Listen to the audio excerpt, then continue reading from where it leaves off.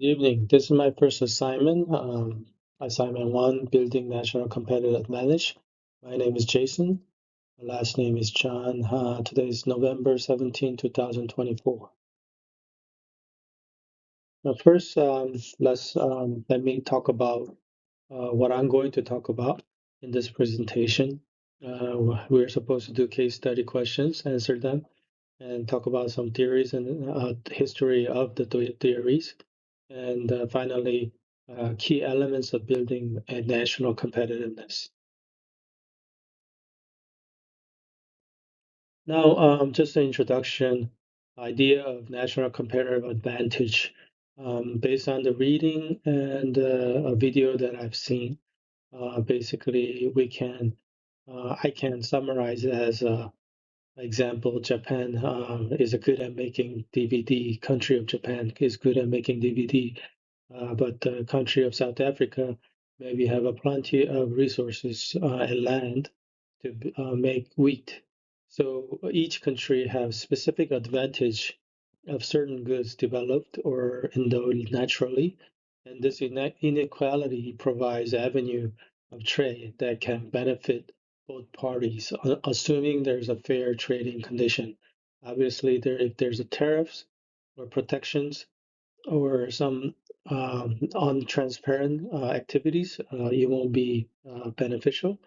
But one thing to point out that abundant resources doesn't necessarily equate to advantage, which is contrary to common belief or common sense.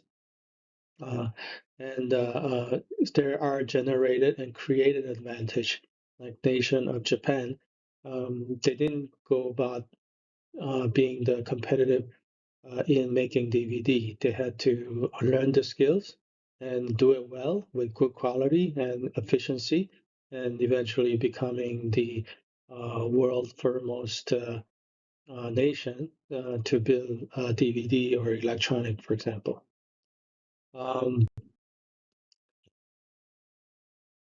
Next. And going through the question, question number one, what is the productivity and present definition of what economists mean by productivity?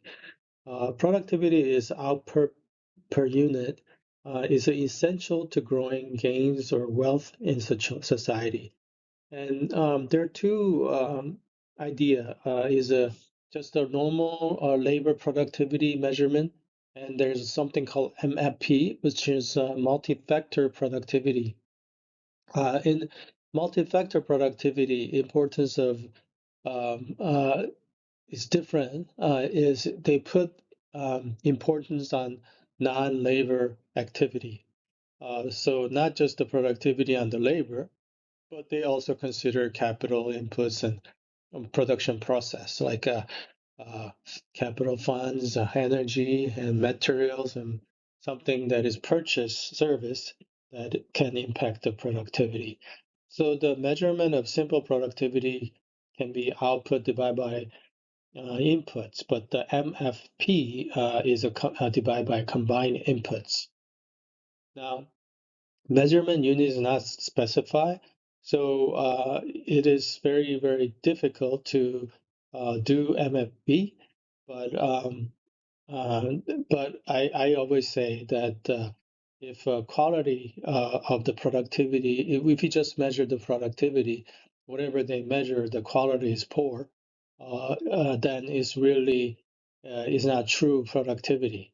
So such example like quality factor, we don't put it in MFP, but I think there, from my personal opinion, there is a serious lag or um, it's not so accurate just measuring productivity.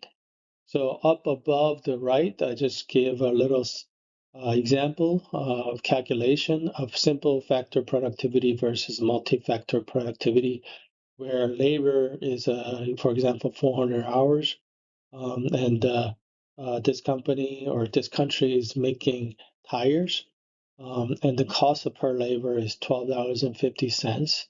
Now, this labor hours and the labor cost per hour is the same as for SFP as MFP, multi-factor, But then multi-factor consider the raw material, which is 20,000 pounds at dollar per pound, and the energy and capital, which is $5 and $10 per piece per day.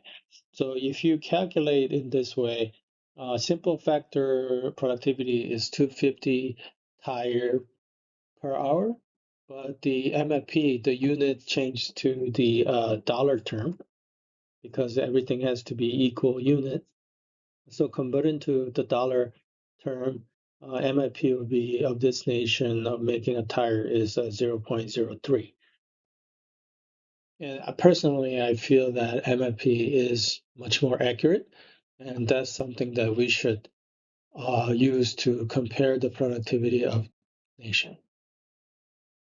Now, question number two is what caused productivity decline in U.S. in recent years based on the case study and other related reading? So based on the case study and the other readings that I've done, productivity did decrease in USA, and productivity slowed down in the West as general since 1960, 0.5% a year. In 2010 to 2014, it was 2.4% in the advanced country, and USA was minus 3.8%. So in 2010 to 2014, the US saw their productivity decline 3.8%. The what the reading explained possible reasons for U.S. decline in productivity. Um, some of according to solving the productivity puzzle reading, they say there is a role of demand and the promise of digitization is not fully realized. Um, and also mentioned that great cause of productivity decline can be attributed to union, aging democratic health, not democratic demographics, health decline, and losing talent to other industry like service. Wrong measurement, what we mentioned earlier, or I mentioned earlier, MFP, because of so many industry is now service related, not product related. And I also think there's something to do with quiet quitting. People, labor force, or people are not as um, motivated, and um, they don't want to work so hard. Um, and also the working age population is declining. There's a factor about debt being tapped out, meaning there's no more capital to borrow to inject into the innovations or technology. And the globalization being mature, there's no driver of growth. Before there was a big push for globalization, but now the globalization is fully mature, and the technical boom is ending. Mismeasurement economy is also related to MFP versus simple productivity measurement. And there has been a financial sector crisis in 2008, and there has been slowly a shift into low productivity sector from high productivity sector like service industry. Um, from my my main thing is I believe is the democratic aging, and that to American dream is biggest rise reasons for the productivity decline.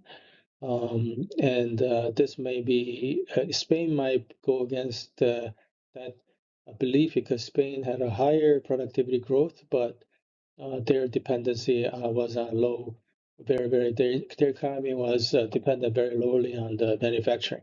But for the manufacturing industry, I think demographic plays a very key role. There's more people aging, more people retiring, and there's less pool of young labor. And also, I think there is something about for me a vision and passion for workers and people. Like they cannot achieve the American dream. They just give up kind of a mentality. I think in the past, there is a sense of if you in America, if you work really hard, then you can achieve American dream. But I think more and more people are being skeptical about that, and they find themselves in more and more debt and getting behind. So to take the both demand side and supply side of the view of the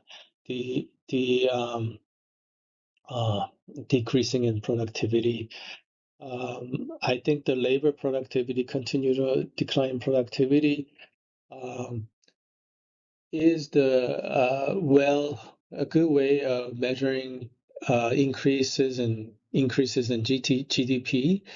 But I think that because of the our society and how we pay for things and how we value things are changing, especially for service and virtual economy. So I think this is not a right way to say that productivity or GDP is outlook is bad.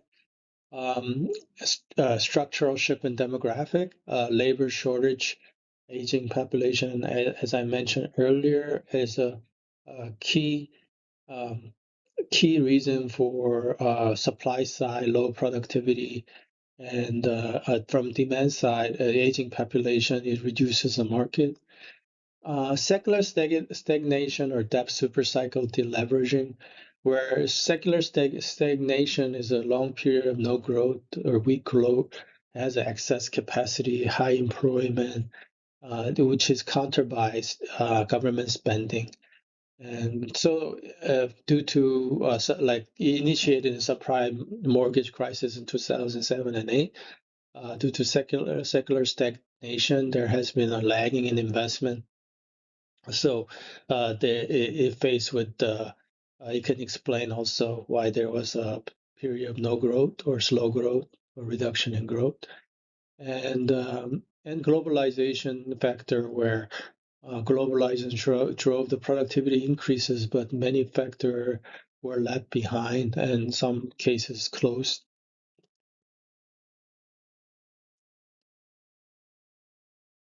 Question number three, are people better off where they were 100 years ago or even 50 years ago due to lower productivity? Uh, I think really depends on 50 or 100 years.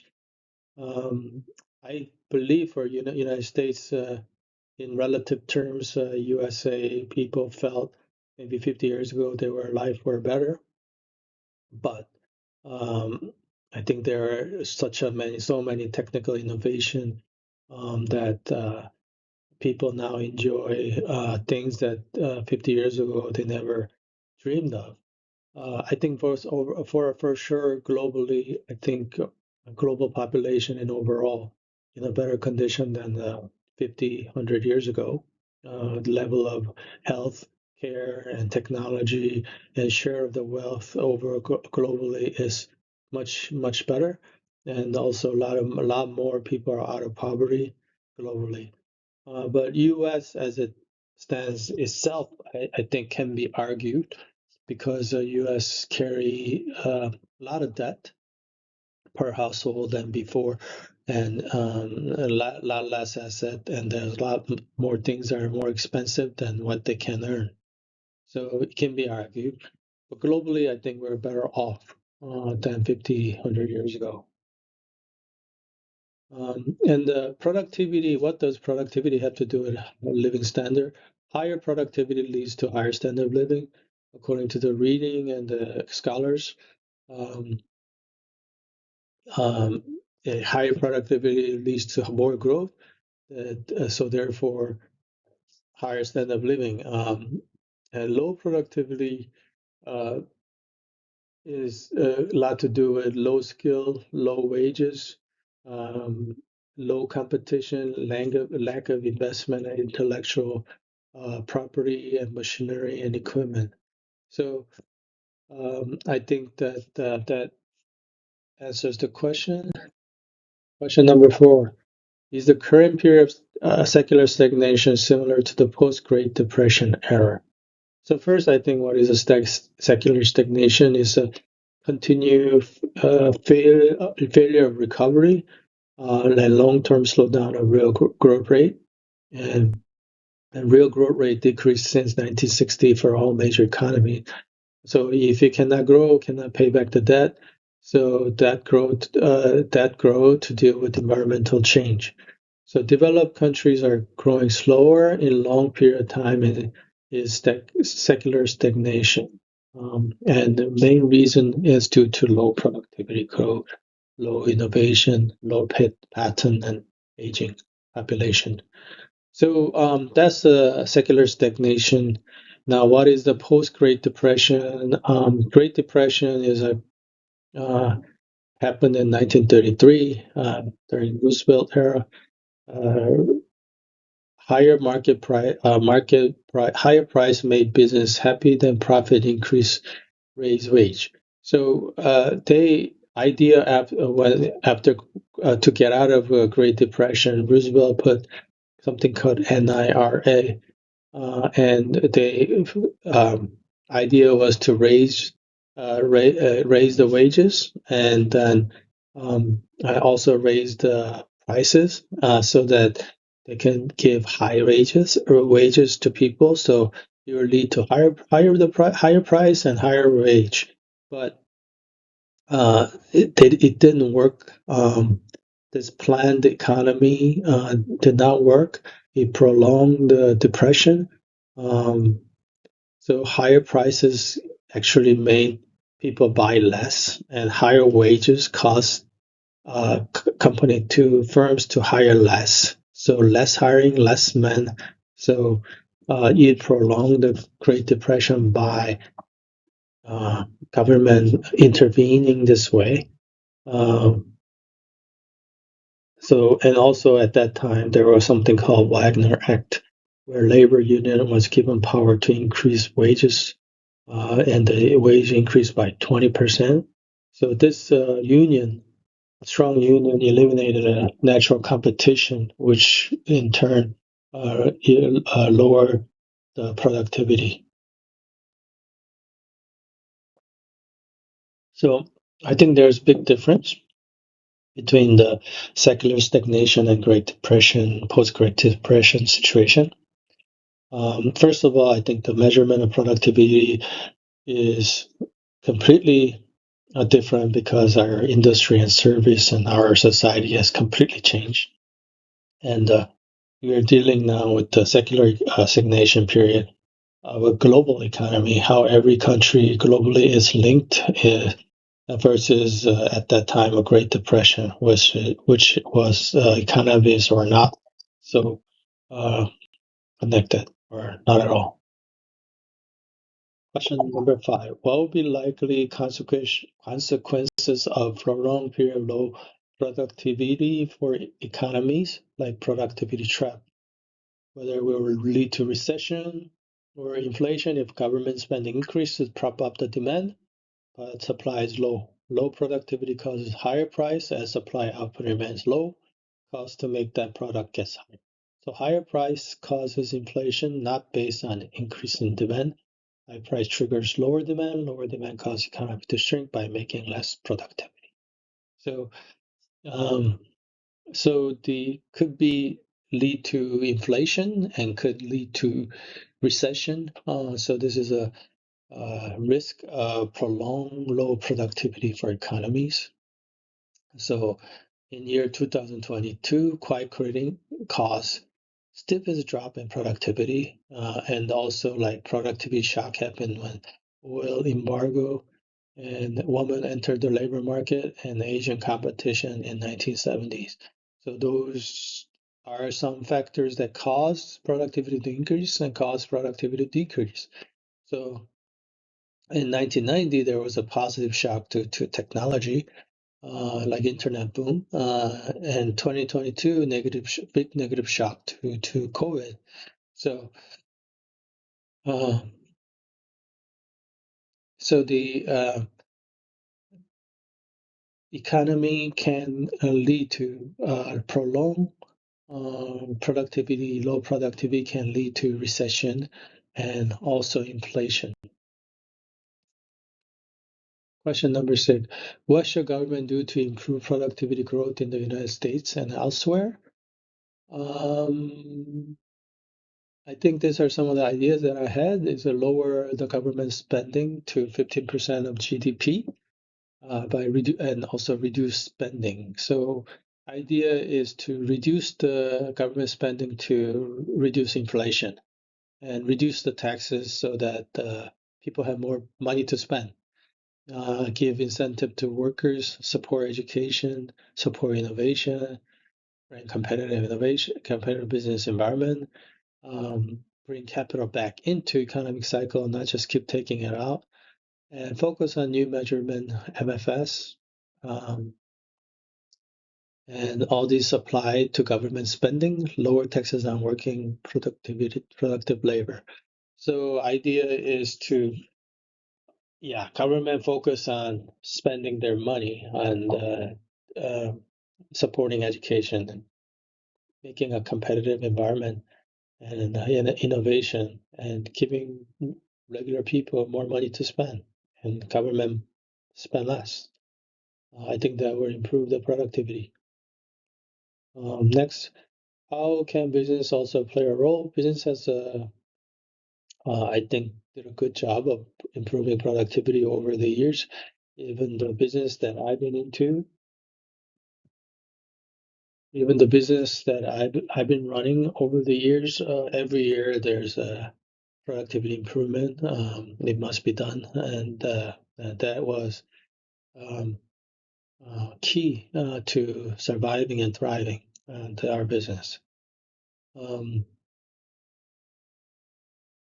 so how I do that is to manage management as to give workers fair incentives, reward their achievement, and I reduce the salary gap between high and low management, so there will be more of a teamwork, and uh, and try not to take capital away from the productive and profitable area, or take capital out of the area that is not so doing so well, um, and not so productive, and increase investment for training, and also measuring the effectiveness of training and validating whether it is really useful and effective.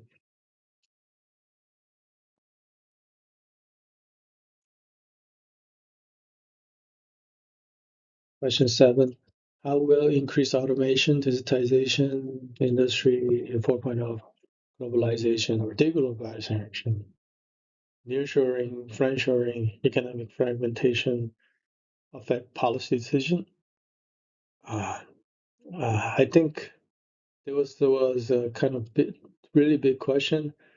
Uh, I think the digitization, industry changes, and automation will lead to government to change the measurement of productivity to MFS, and need to include more new factors that are changing our society, um, such as virtual contents, patterns, especially these days, the media content, social media.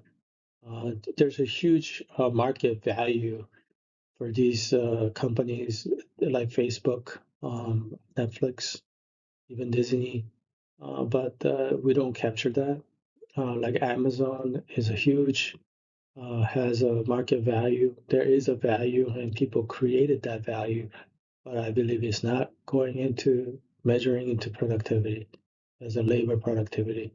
So I think these things need to be changed because it did create value and it did generate profit. For globalization improves the competitiveness, but I think your deglobalization is happening. So China is doing nearshoring and friendshoring, like using Mexico through to get into access to United States market. Um, but so the deglobalization is happening, and then need to be prepared for that. Um, what's the impact? I think that it will benefit non-competitive industry, give them time to be competitive again. But if they continue to rely on this protectionism, and they don't improve their product or productivity, and they waste the time that is given to them, I think it will fail miserably. So I think temporarily the globalization uh, is giving a lifeblood to non-competitive industry, and but it should be only temporary. I think low-skilled workers will benefit less um, on the globalization. Vice versa, low-skilled workers will benefit more from deglobalization um, because obviously you don't have to be you can be less skilled and still be able to demand high pay because there's less competition. Um, and also consider the fact that good new ideas are harder to find. So this is a statement of good new ideas are harder to find. I think that's related to more new and new, better and better innovation. Technology is becoming more scarce and scarce.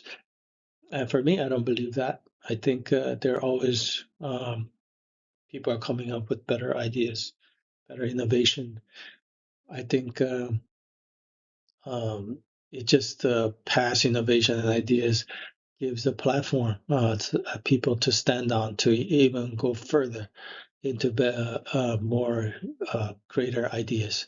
So I think the artificial intelligence AI would never happen if the data wasn't there, and data could not be possible without the internet. And so when without internet would have been possible, would not be been possible without computer. So, new ideas can be built upon and on. And then now we're talking about quantum computer, and without AI, without internet, without computers, this wouldn't be possible. So I disagree with that. Um, how might this affect innovation progress to improve productivity might be difficult to find, very marginal and plateau. But like I said before, I think that um, uh, the new ideas are always available. I think it's not plateau. Um, I think the bigger impact is the market demand decreases and supply decreases because of due to reduction in population. So I think the biggest risk is uh, we no longer need to produce so much, and less demand and less stuff to make. Economy of scales will be lost, and the productivity will be lost. Question 8. Can economies simultaneously achieve greater productivity improvements and greater inclusion and sustainable development goal? This one, yes, I believe so, but the measurement has to change. Current measurement does not include idea of sustainable development and goal, and I think it should. How to measure it, I don't know, but this is another thing that I think MF, multi-factor productivity, need to be looking at and consider and measured into it. Um, yeah. What can the impact of sustainable goals and circular economy on productivity goal? Sustainable goals, according to UN, involves workers' well-being, reduce waste, recycle, stop using harmful product to the environment, less efficient and sometimes more expensive energy. Productivity has to adjust. So these kind of a UN goal can be less efficient, and it can be sometimes more expensive. These energy, sustainable energy, and therefore the productivity can be lowered. For example, my company will also face higher Cost, if we use more environmental recyclable products, and if we use the energy that is more recyclable, recycled energy, sustainable energy, it can be expensive. But I think it's also a question of economy of scale. Actually, more and more companies add and start doing it, and the producer of these circular energy, they achieve a higher volume, and we began to see the prices go down.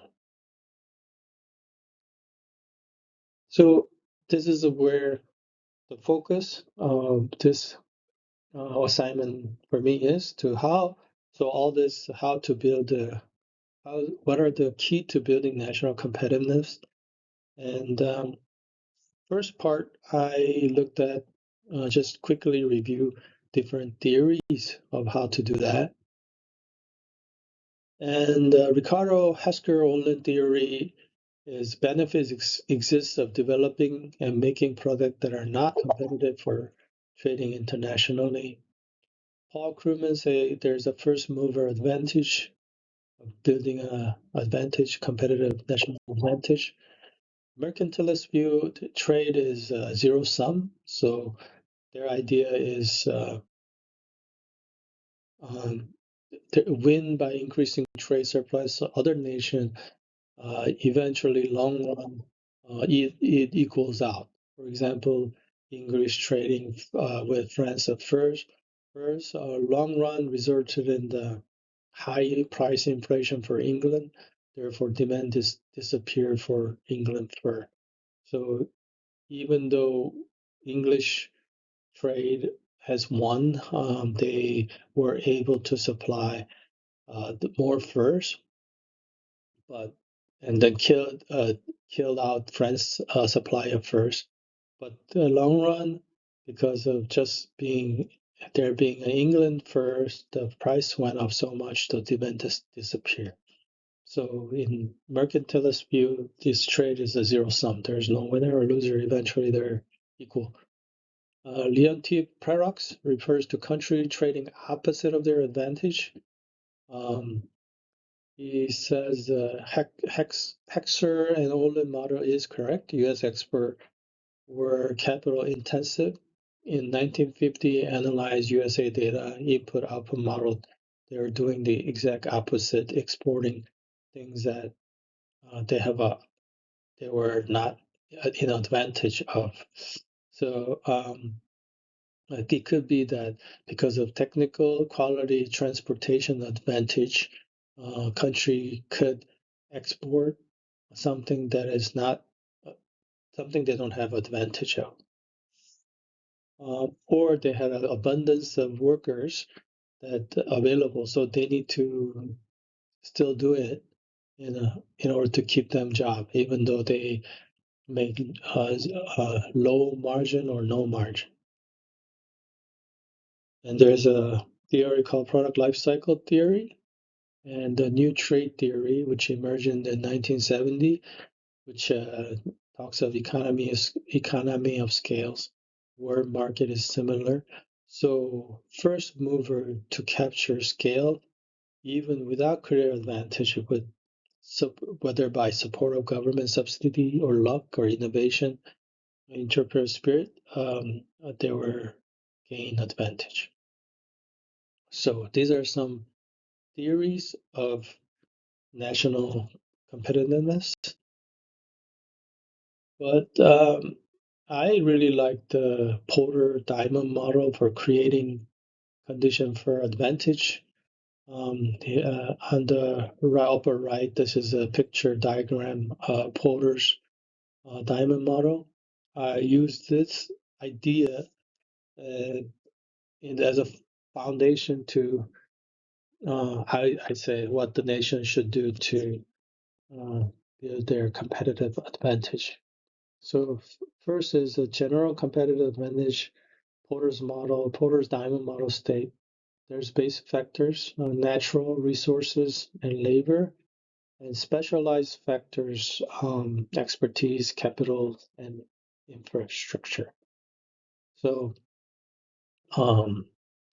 there is a already if you have a lot of natural resources, a lot of labor, there is a existing competitive advantage.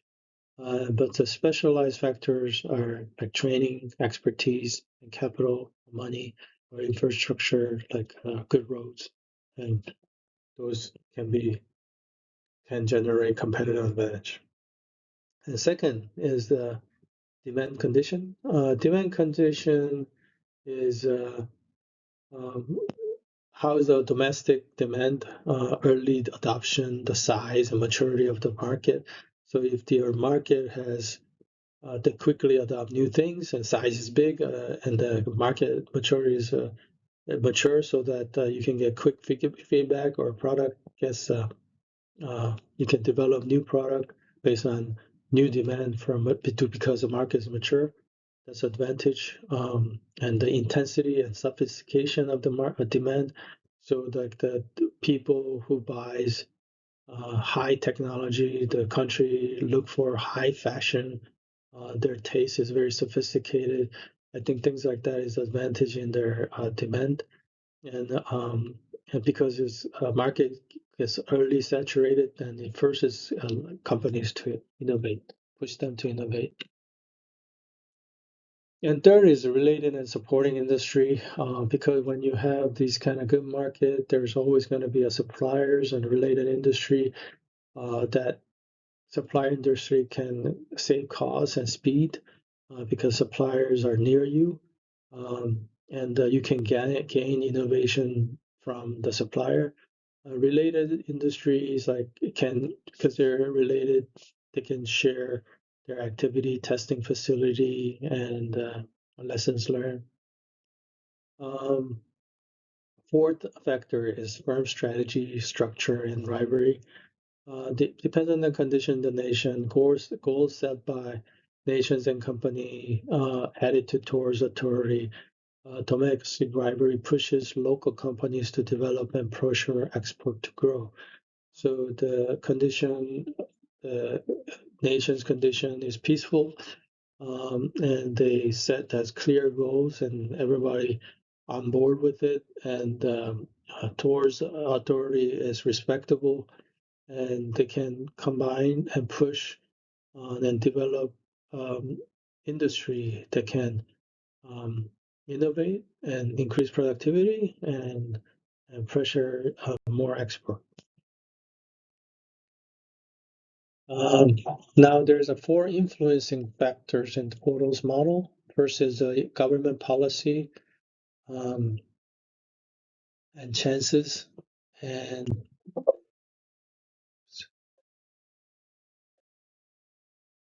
chances. Now, criticism of Porter model is that availability of natural resources didn't build national advantage over time. So some countries, or a lot of countries that had resources advantage, like many nations in Africa, didn't build competitive national advantage. Only country that happened was Canada, and German auto industry developed competitive advantage without um, domestic market.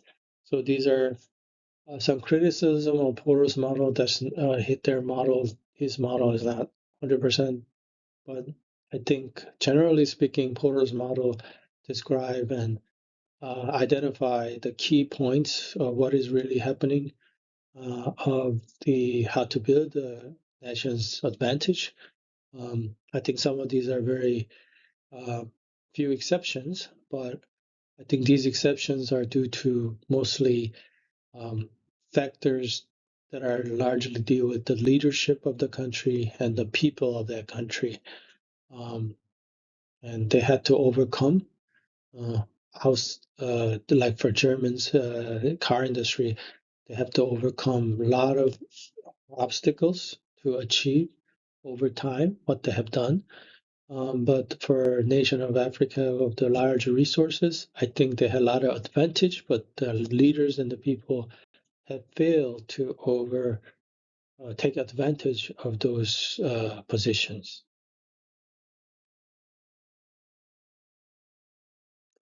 I think this is a more strategy to increase competitiveness in the Porter's model, um, and having more access to greater market, and also accessing foreign direct investment. This is the two key elements of developing competitiveness. So for the market, increasing the market regional integration is the key to make it look good for foreigners to invest in that area, because market might be too small to invest, but if you have foreign free trade area or custom unit or custom market or economic union like EU, NAFTA, Asian or BRICS, these kind of things can make your country more attractive to foreign investment.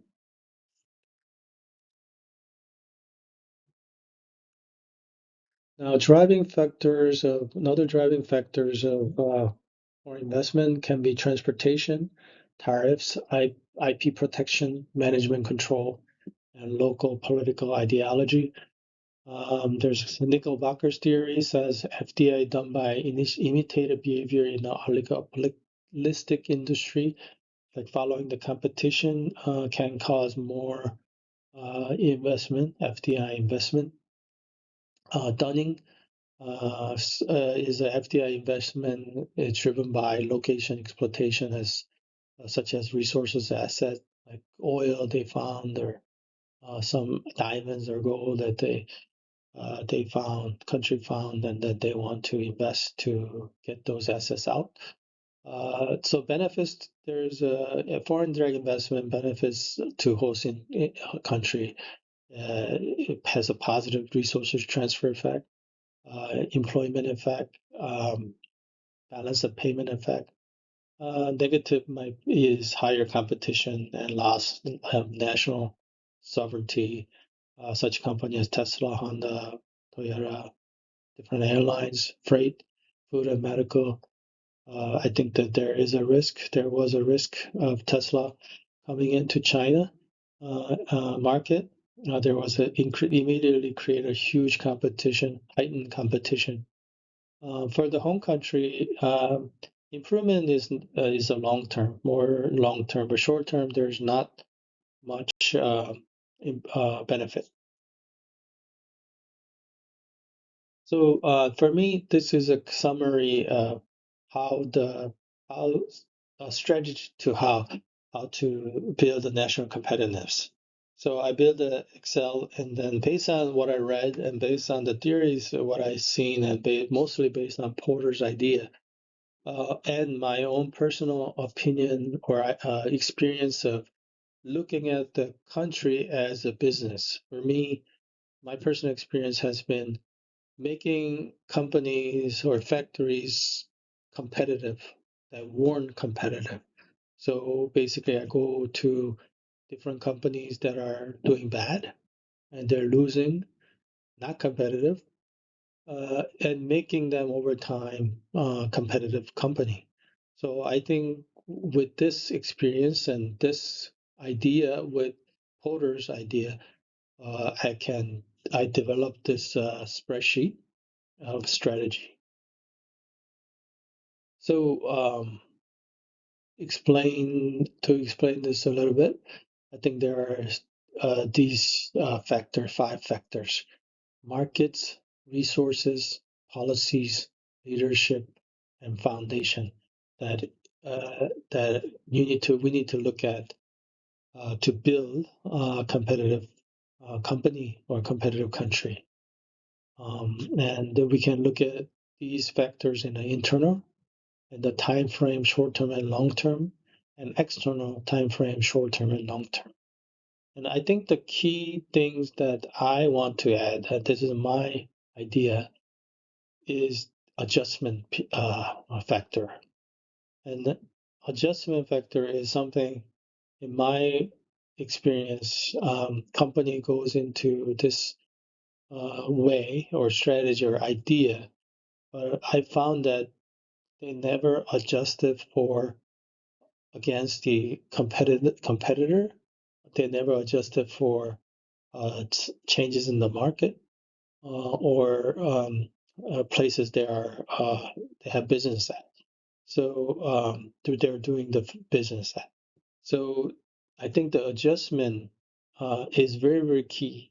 Reason why a lot of the country doesn't develop competitiveness in the certain industry they set out to be. I think initially their idea is all great, but everybody else, all the other country also is doing same thing, and it's difficult to win. And if those things happen, I think you have to adjust. So just looking at more detail for market internally, internal market, you have to look at short term and long term, both demand and supply, and external short term and long term. Meaning here is the demographic, basically, and what each market internally are growing and is going to be good growing in the future, in long term and short term internally. And what is long term and short term? This demand in the outside of the export or global market, and who's supplying that. I think you have to look at that, and and after you decide which demand and supply are demand in short term and long term, and understand the market that you're competing for is clear. You look at your own resources. First, human talent. Second, the capital. Do you have enough money to support this? Look at your natural resources, supply chain, and what industry you have, and what purchase firms you have, and innovation. What kind of innovation you need? So internal, you gotta look at these resources in terms of internal, short term. What do you have right now? And long term, do you want to develop it? How you want to develop it? And externally, what the world human talent looks like short term, and what his long term looks like. And you pick. I would say you have to pick the industry that you have advantage on all this front, short term and long term, but against the external. But I would say more long term. Now the policies, you can look at global policies from the government, taxes, regulation, trade agreement, environment of fostering innovation. So these are policies that impacts the business, and any changes this, you have to adjust, and because it will change your strategy, and no matter how great your resources are or market strategy are, um, you will not succeed in developing competitiveness if your government, local authorities, or regulation change, or the trade agreement has changed and no longer there is no external market that you are looking at, is not there anymore. And you have to have environment that foster innovation and protect IP. If there isn't, this could also stop the development of competitiveness. And I think really important is leadership. Um, that company with good leader, good CEO came through, and same situation, but leadership change or made the company successful versus bankrupts. So leader with the clear vision and attitude of leadership, is extremely important. So if a country has a great president or a great leader in that country with different government places or even business places, it goes huge way to motivating long-term push and passion for population to build the set out um, objective of the nation. And for foundation, I think this doesn't change. It's continue. I wrote here for foundation, you need to have a stable society, currencies, and regional culture, and a predictable forecast. So with the future, you'll be able to predict relatively correctly. Cannot be always correct, but you need to predict the cycle, when and where things going to go up and down. And foundation is peace without war. I think if there's a war like Ukraine, I think it would be no way they can build a national competitiveness. Corruption always, I say, kills the building of competitiveness in the country. Demographics, you have to look at, you have a good, sound, growing demographics, um, uh, and the clear assessment of current physical condition and condition of the resources. So these are the foundation that I think continue have to look at.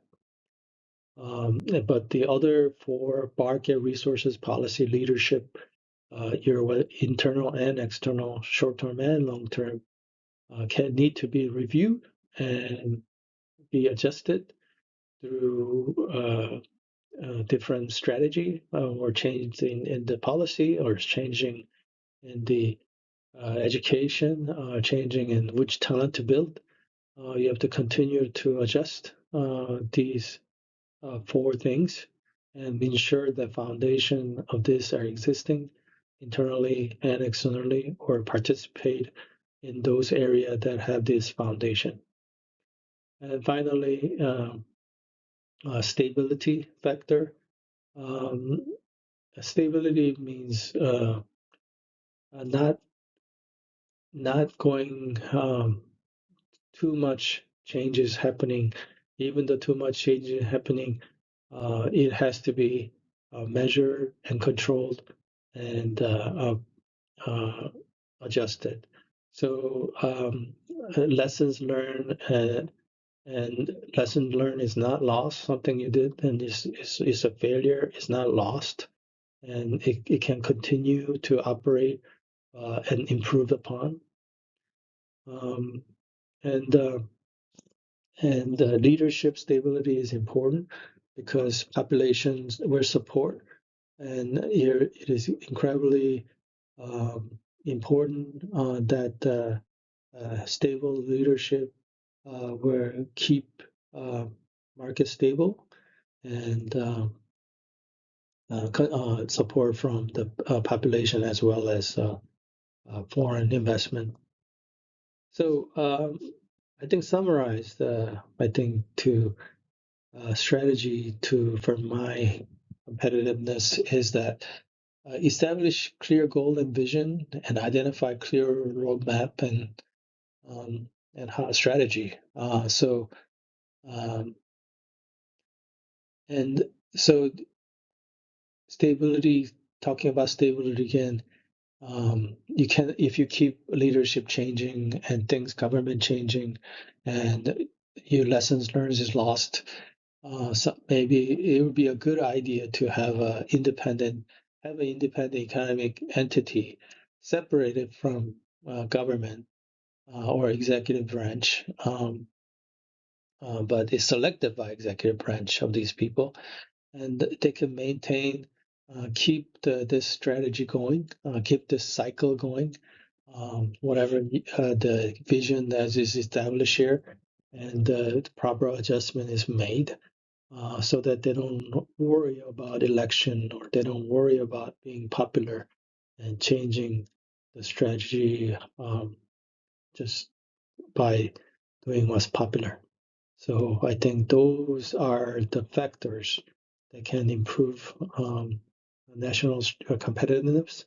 I think a lot of the countries like Japan, if I'm Korean, and China, I think they had some like this.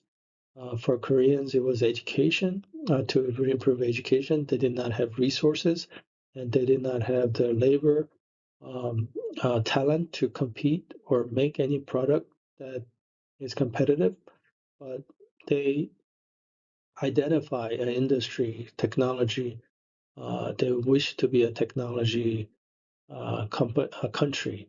So they develop a lot of talents and labor, engineers. So 40 years later, they became very, very productive, high productivity in making cars, making computers, semiconductors, and um, other high techs. So I think it's the similar thing for Japan that happened, and for China is a different story. They have a large resources and labor, cheap labor, and huge domestic market. So they're in a different way, a different strategy.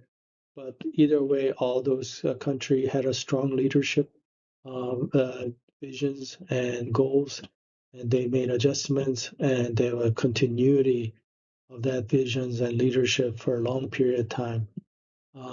Maybe they call that dictatorship, and it wasn't very good, but it did help continuation of strategy that building of the nation or building of competitiveness of these nations. So this is my homework number one. I know it's jumping around and that's something I didn't maybe fully answer, but more information is on the PPT. And yes, and thank you very much for your time.